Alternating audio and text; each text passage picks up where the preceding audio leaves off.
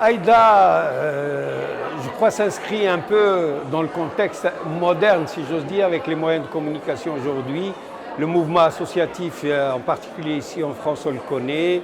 Il a joué son rôle pendant une période, une étape historique. Mais aujourd'hui, effectivement, je crois qu'il faut franchir un palier. Disons, la dimension sociale qui concerne la communauté, je crois qu'elle est un peu derrière nous, même s'il y a des problèmes dans les banlieues, etc.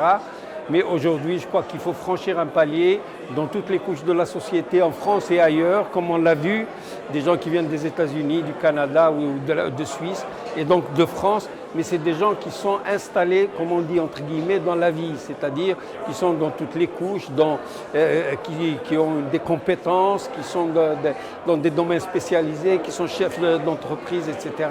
Donc qui appartiennent entre guillemets à une élite.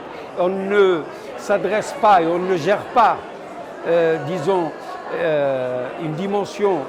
la dimension d'une société quand on s'adresse à des gens qui ont un certain niveau, qui ont, disons, franchi une dimension. Et donc la démarche purement sociale n'est plus adaptée. Et Aïda, je trouve effectivement, peut-être un catalyseur pour la diaspora algérienne. Je l'ai appris, je ne savais pas à peu près combien il y avait d'Algériens dans le monde. J'ai appris qu'il y en avait 7 millions. Bon, et je suis sûr, je suis certain, on l'a dit d'ailleurs, que parmi ces 7 millions, il y a des cadres, il y a des chefs d'entreprise, il y a des scientifiques, il y a des gens qui sont aujourd'hui dans les nouvelles technologies.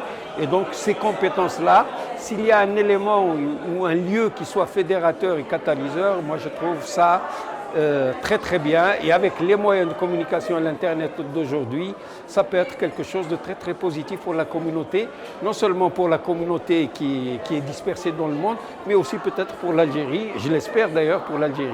Je pense concrètement déjà d'identifier les gens, c'est-à-dire de dire voilà, à tel endroit il y a de telles compétences, aux États-Unis, on a cité le cas de la Silicon Valley où il y a des gens qui sont très très performants, et donc déjà d'identifier les compétences à travers le monde et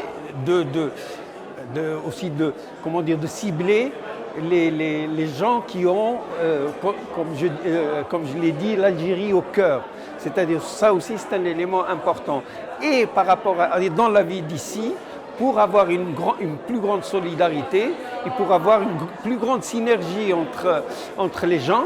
Et donc ça peut être effectivement quelque chose de bien et qui puisse en plus faire franchir un palier à la communauté, à la diaspora algérienne au sens large du terme, pour le bien individuel, pour les individus et aussi pour la communauté et comme je le disais aussi, pour l'Algérie qui est un élément, je crois, structurant et un élément essentiel de notre histoire tous.